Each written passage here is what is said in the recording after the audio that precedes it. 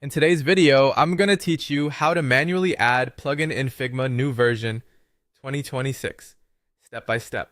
First, get your plugin files ready. You'll need a single folder that contains at least a file called manifest.json. That manifest is what tells Figma the name of your plugin, what it does, and which file to run. Alongside it, include either code.js or code.as for the plugin's main logic. If your plugin shows a custom interface, add a UI.html file as well. Keep all of these in the same folder and don't rename manifest.json. If you downloaded the plugin from a repository as a zip, make sure you fully extract it before you continue. Working from inside a compressed file will prevent Figma from reading the manifest and code correctly. Next, open the Figma desktop app. Manual local plugins are designed to run best from the desktop version, not the browser.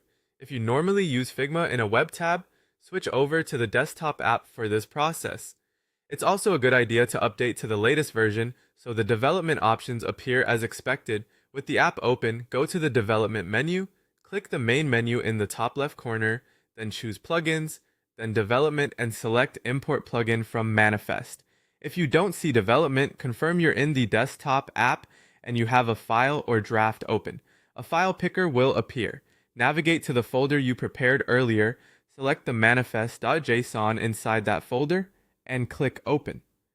Figma will register the plugin locally on your machine. You should see it appear under the development section the next time you open the plugins menu. Now it's time to run the plugin. Open the menu, go to Plugins, then Development, and click your plugin's name. If the plugin includes a user interface, a panel or modal will appear. If it's a quick command plugin, it may run instantly. If your plugin expects a selection, like a frame or text layer, make that selection first to avoid errors. When you update the plugin files, you don't need to reinstall anything. Just save your changes, then rerun the plugin from Plugins, Development, and it will pick up the latest code.